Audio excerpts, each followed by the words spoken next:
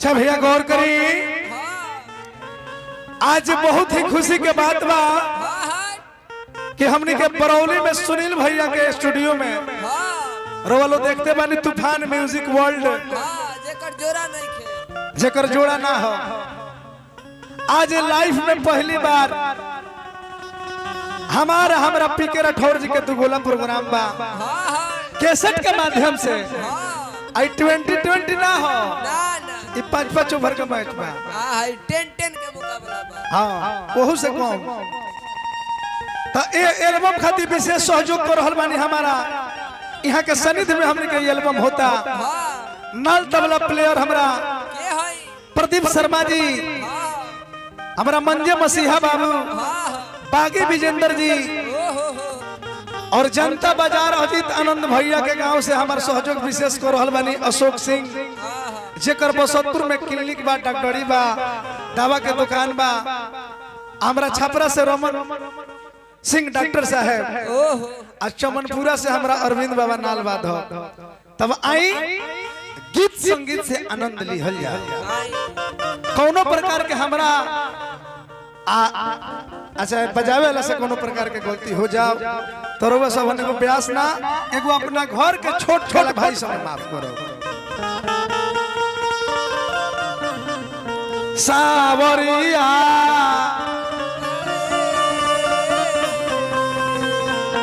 सावरिया सावरिया सावरिया,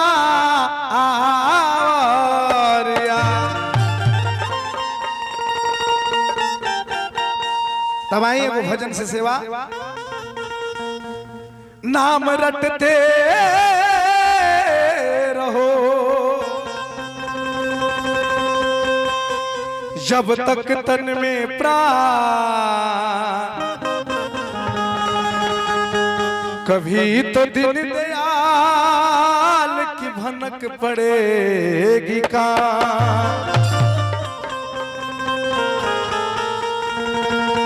सुंदर है नाम राम का,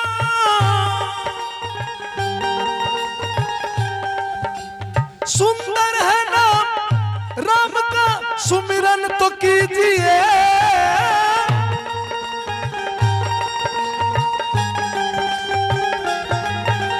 सुंदर है नाम राम का, सुमिरन तो कीजिए।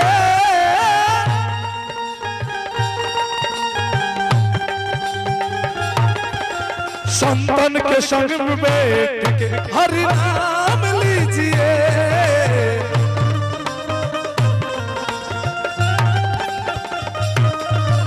संतन के संग में बैठ के हरि नाम लीजिए।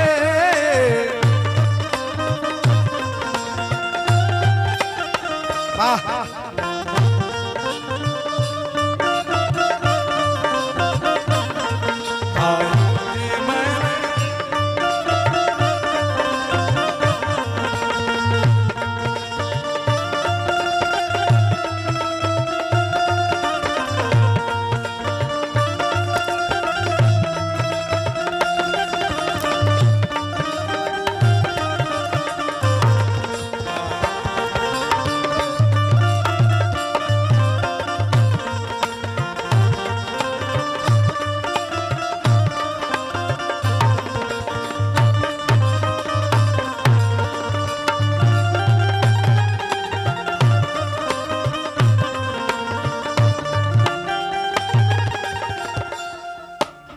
कहना है।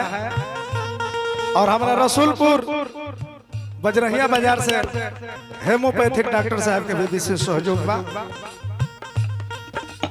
आना नहीं है बार बार इस जग के बीच में, आना नहीं है दुश्मन के बीच में, आना नहीं है बार बार इस जग के बीच में।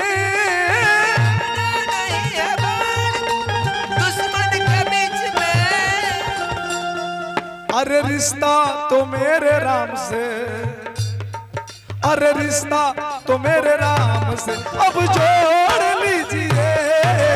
रिश्ता तो मेरे राम से जोड़ लीजिए। रिश्ता तो मेरे राम से जोड़ लीजिए। रिश्ता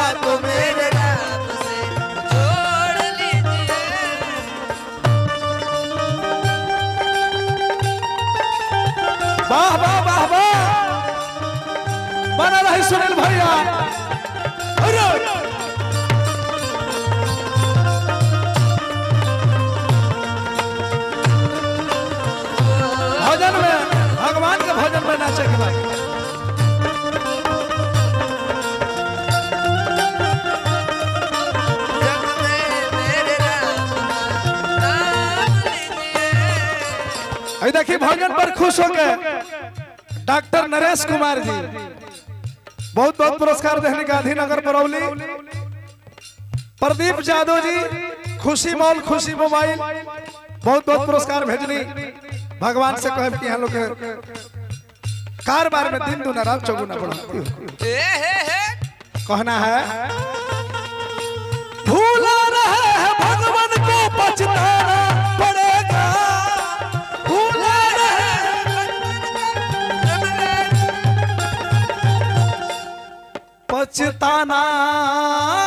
पछताना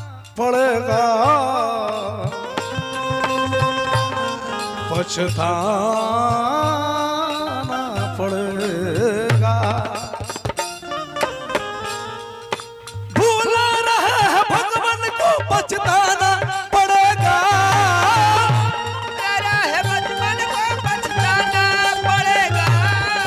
भूला रहे हैं भगवान को पछताना पड़ेगा।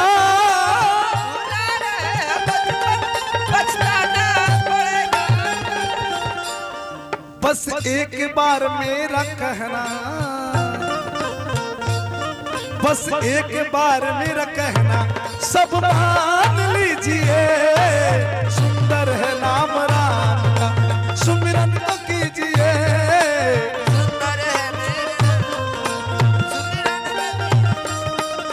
सुंदर है नाम राम का सुमिरन तो कीजिए।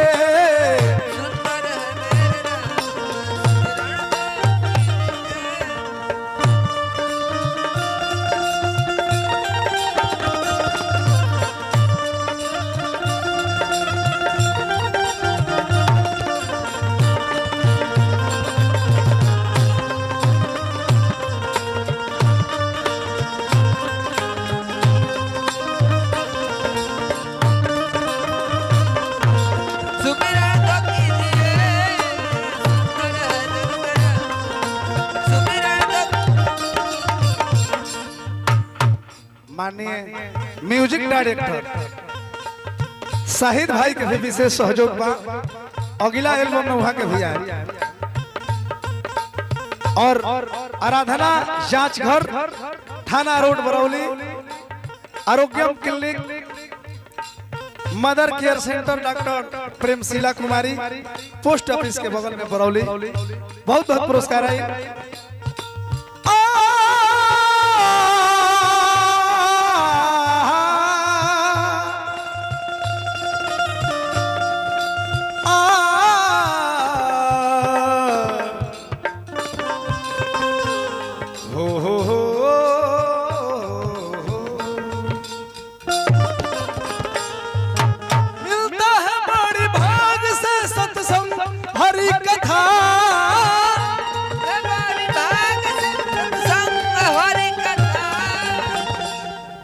ओह डब्लू बाबा गुरुदेव के चरण में कोटि कोटि नमन बा। गुरुदेव के चरणों में अनुराग कीजिए। सुंदर है नाम राम का सुमिरन तो कीजिए, सुंदर है नाम राम का सुमिरन तो कीजिए। और भोजपुरिया झकोरा पत्रकार अमरजीत गिरी जी, जनता न्यूज नेटवर्क पत्रकार मनमित बाबा, यहाँ सबन के भी चैनल पर गीत सुने के मिली। यहाँ सबन के विशेष सहयोग बा।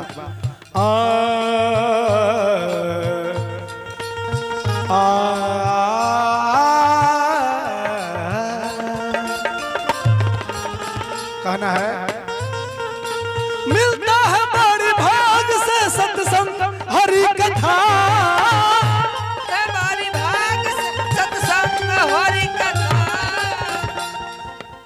मिलता है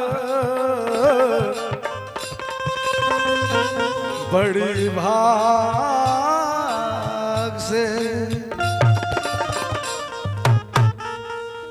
मिलता है बड़ी भाग से सत्संग हरि कथा, बड़ी भाग सत्संग हरि कथा। गुरुदेव के चरणों में वह रघुनाथपुर निवासी व्यास डब्लू बाबा के चरण में अनुराग करेगा। गुरुदेव के चरणों में अनुराग की कीजिए, सुंदर है नाम राम का, सुमिरन तो कीजिए, सुंदर है नाम राम, सुमिरन तो कीजिए, सुंदर है नाम राम, सुमिरन तो कीजिए। आई पी के भैया आके भजन अपनो सुनाई।